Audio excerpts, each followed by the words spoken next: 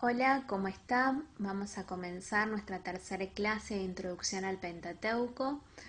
Los libros que vamos a ver en esta oportunidad son Levítico y Números, ¿sí? Estos libros contienen grandes bloques legales, por eso vamos a comenzar con una breve introducción de cómo son las leyes en el Antiguo Testamento, ¿sí?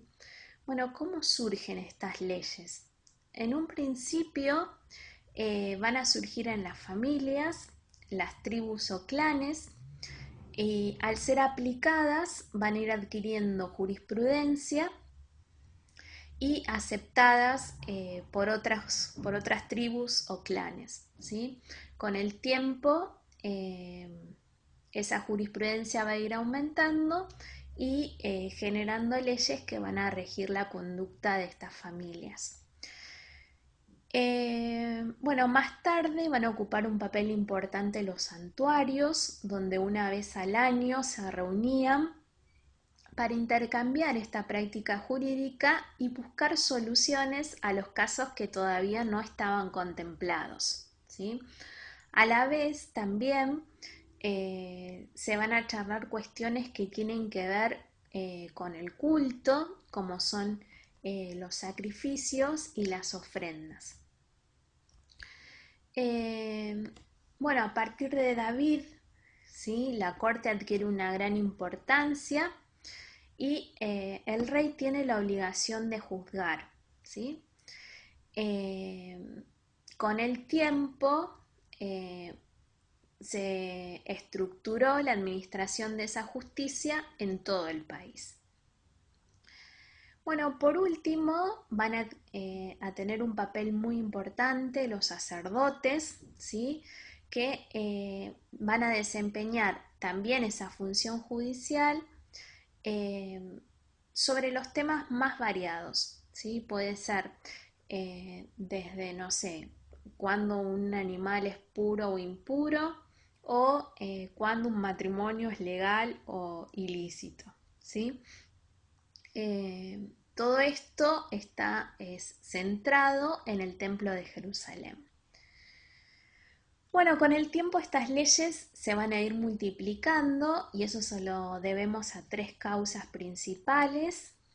La primera es la insuficiencia de los grandes principios, ¿sí? Leyes como por ejemplo no matarás, van a exigir en la práctica algunas matizaciones, ¿sí? Porque no es lo mismo matar a alguien eh, en defensa propia que porque yo quiero matar a alguien, ¿no? Entonces van a empezar a aumentar esta cantidad de leyes.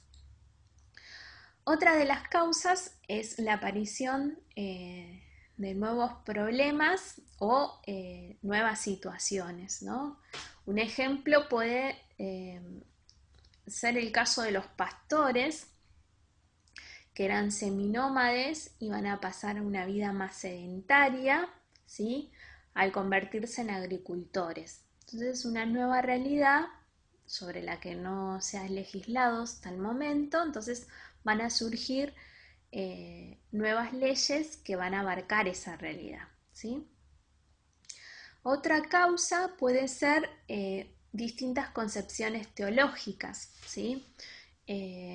Como es el caso de el Código Deuteronómico y la Ley de Santidad, ¿sí? El Código Deuteronómico va a tener un espíritu humanista y cordial, ¿sí?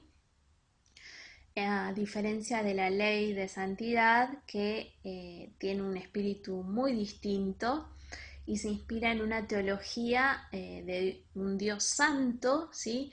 Que es inaccesible al hombre, ¿sí? Más distante, no tan cordial.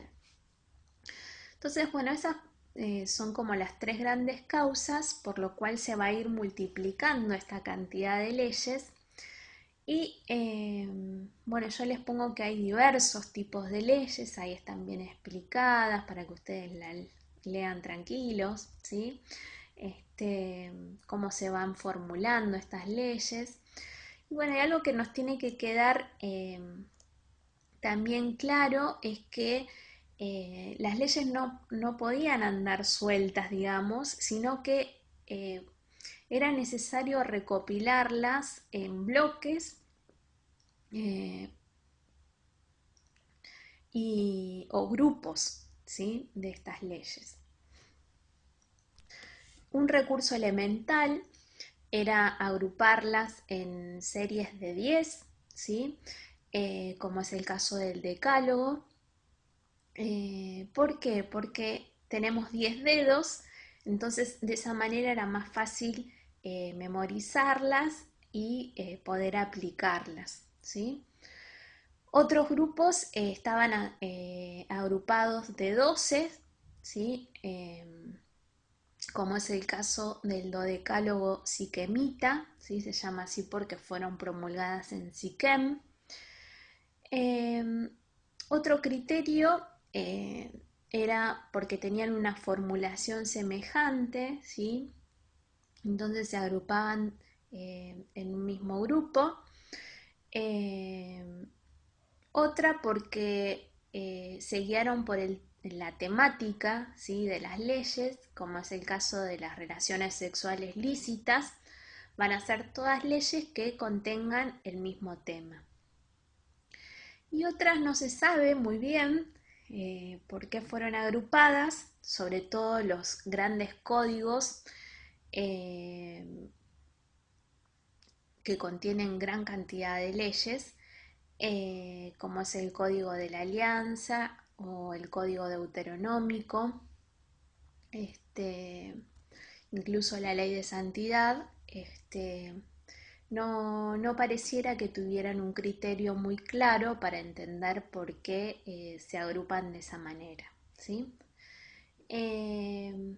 Bueno, vamos a ir un poquito a los libros que nos tocan hoy. Bueno, nosotros veíamos en el Génesis que la historia de la Biblia comenzaba con los hombres en presencia de Dios, pero bueno, esto no fue así siempre, ¿no? Sino que van a ser expulsados por su rebelión, ¿sí? En Génesis 3 vamos a ver que esto va a cambiar. Sin embargo, Dios siempre ha querido relacionarse con el hombre y va a elegir una familia, ¿sí?, en la figura de los patriarcas, para comenzar, ¿sí?, esta historia de encuentros. Con el tiempo, esa presencia de Dios, que nunca ha querido dejar al hombre, viene a morar en una tienda, ¿sí?, la llamada tienda del encuentro. Esta tienda no podía ser habitada por ningún hombre, ni siquiera por Moisés, ¿sí?, porque cualquiera que entraba en esa tienda moría, ¿sí? Entonces, la humanidad va a empezar a preguntarse cómo debe hacer para poder habitar esa tienda, ¿sí? Entonces, esa va a ser un poco como la finalidad de este libro, ¿sí? Explicar cómo el hombre puede ser parte de esa tienda del encuentro. Y va a aparecer un concepto que a través de todo el libro va a ser muy importante, que es el concepto de santidad, ¿sí? Este concepto aparece para describir la presencia pura y poderosa de Dios, que puede ser buena o peligrosa, ¿no? Porque si bien sabemos que Dios es sumo bien, la presencia del hombre en esa tienda lo mataba, entonces lo consideraban bueno, pero también peligroso. Entonces, ¿cuál va a ser la finalidad de este libro, ¿no? Este libro va a intentar mostrar a los israelitas que eran corruptos, ¿no?, o que no estaban en el mismo nivel de santidad que Dios, que ellos van a poder vivir de cerca la bondad de Dios sin ser destruidos, pero que para ello hay tres cuestiones que son sumamente importantes. La primera es el ritual, ¿sí? La segunda, el sacerdocio, y la tercera, la pureza, ¿sí? Son tres cuestiones que van a ser claves para que el hombre pueda ser parte, ¿sí?, de esa bondad de Dios. Bueno, los rituales. Los rituales son muy variados. Nos habla del tema del sacrificio de animales. Este puede ser para darle gracias a Dios o para pedir perdón, ¿sí? Otros rituales son de cómo guardar los días sagrados y las festivales, que son celebraciones que vuelven a contar cómo Dios rescató a Israel, ¿sí? Eso lo vamos a ver más adelante, ¿sí?, las distintas celebraciones, pero bueno, mostraban cómo eran los rituales para guardar estos días, ¿sí? Después el tema de los sacerdotes, ¿sí? Como decíamos, estar en presencia de Dios es realmente peligroso. Entonces Dios va a designar ciertos representantes, ¿sí?, que son especiales y pueden estar en su presencia, ¿sí? Por eso también va a explicar este libro cómo son ordenados y cuál es el conjunto de los altos estándares de vida que tienen estos sacerdotes, porque están más cerca de Dios. Bueno, y la otra cuestión es la cuestión de la pureza, ¿sí? Estas leyes van a determinar si uno es puro o impuro, ¿sí? ¿Qué quiere decir esto del estado puro? Que si soy puro, puedo estar en la presencia de Dios. En cambio, si soy impuro, todo lo contrario. Pero no son cuestiones estancas, o sea, si yo soy impuro, puedo acceder al estado de pureza, ¿sí? Si sigo determinados pasos, voy a poder volver al estado de puro. Por eso es tan importante determinar en qué estado estoy, ¿sí? Entonces estas leyes me van a ayudar a determinar eso. ¿Cómo lo voy a determinar? Bueno, hay una serie de leyes, ¿sí? Unas que hablan de la comida, ¿sí?, que es sobre todo a través del contacto con los animales. Va a haber una lista de animales puros y una lista de animales impuros, que está dividida según dónde viven, ¿sí?, en la tierra, al mar o el aire. Y en relación a eso no hay un criterio muy claro por qué algunos son puros y otros no, pero bueno, eso es lo que dice la normativa. Y hay que evitar esas criaturas, ¿sí? Y esto es lo que va a hacer que Israel se separe de otros pueblos. Bueno, otras leyes hablan de enfermedades de la piel, del contacto con los muertos, de qué hacer con los fluidos corporales. Pero ¿por qué habla de esto? Porque son todas cuestiones asociadas con la vida y con la muerte, ¿sí? Tienen que ver con la mentalidad de la época. Y otras leyes que se enfocan en la conducta moral, ¿sí?, como es el caso de leyes de justicia social, de relaciones saludables, de la integridad en el sexo, ¿sí?, etcétera. Bueno, ¿todo esto para qué? Decíamos, ¿no? Todas estas leyes hacen que podamos vivir moralmente puros, ¿sí? ¿Y qué hace esto? Que podamos vivir cerca de la presencia de Dios, ¿sí? Por eso va a ser tan importante la cuestión de la pureza, ¿sí?, para poder acceder a esta presencia de Dios. Hay dos capítulos que son el centro del Levítico, que nos hablan sobre un ritual que se realizaba una vez al año, ¿sí?, donde los sacerdotes tomaban 2 cabras, a una la mataban y su sangre era llevada en presencia de Dios, donde simbólicamente se expía el pecado de Israel, ¿sí? Y otra era enviada al desierto después de ciertos pasos que tenía que realizar el sacerdote para la expiación de los pecados, ¿sí? Es un ritual que se explica, sobre todo en el capítulo 17, por qué se hacía el sacrificio de estos animales. Y Dios va a decir que la sangre de cualquier criatura es la vida de esa criatura, ¿sí? Entonces, la vida de la primer cabra era ofrecida, ¿sí?, a través de esa sangre, como un sustituto por el pecado de Israel, para que las personas no tengan que recibir ese castigo, ¿no?, sino que ya la cabra sustituía a las personas. Y luego el sacerdote imponía las manos sobre la segunda cabra y le confesaba los pecados de Israel, ¿sí? Poniendo los pecados sobre esta cabra, esta se soltaba al desierto, ¿sí? Obviamente donde moría, ¿no? De ahí que reciba el nombre de chivo expiatorio, ¿sí? Eso lo conocemos, ¿sí?, desde la psicología a ese término.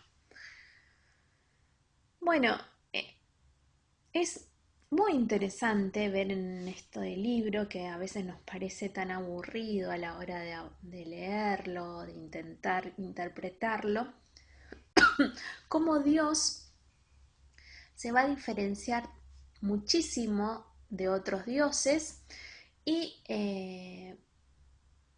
va a proveer de una manera clara a su pueblo el perdón, ¿no? Y a pesar de la corrupción del hombre, cómo Él quiere que viva en su presencia, ¿no? Es un Dios que sale al encuentro del hombre y que busca la manera, ¿sí?, de siempre estar presente en su vida.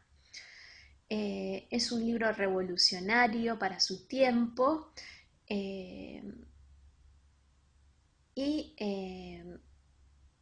vale la pena leerlo para poder entender, ¿no?, cómo Dios se va a ir manifestando, se va a ir revelando, no solo en la persona de Jesucristo, sino a través de todo el Antiguo Testamento, ¿sí? Por eso que es tan importante leer estos libros. Pero bueno, aún siguen en el Sinaí, están en medio del desierto y siguen camino hacia la tierra prometida, ¿sí? Ahí va a aparecer el libro de los números, que también es uno de los libros que vamos a leer en esta oportunidad, donde es un diario de viaje a través de 3 desiertos, ¿sí? El desierto del Sinaí, de Pará y de Moab, ¿sí? Bueno, este libro también va a comenzar con un censo y también va a recibir instrucciones de Dios, ¿no?, de cómo organizarse. También muestra cómo Dios siempre tiene en cuenta la libertad del hombre, ¿no?, que si elige desobedecerlo, Él los deja, ¿sí?, y les sigue mostrando su providencia.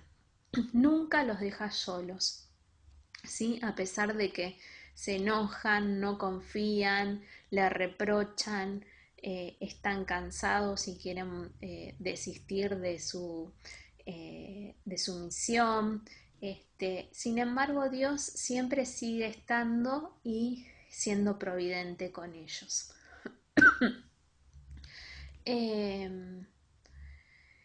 Este libro también nos muestra cómo a través de su presencia, ¿sí?, Él sigue respetando la libertad del hombre, ¿no?, y que para eso, ¿sí?, solo para eso, fueron realizadas todas sus leyes, ¿no?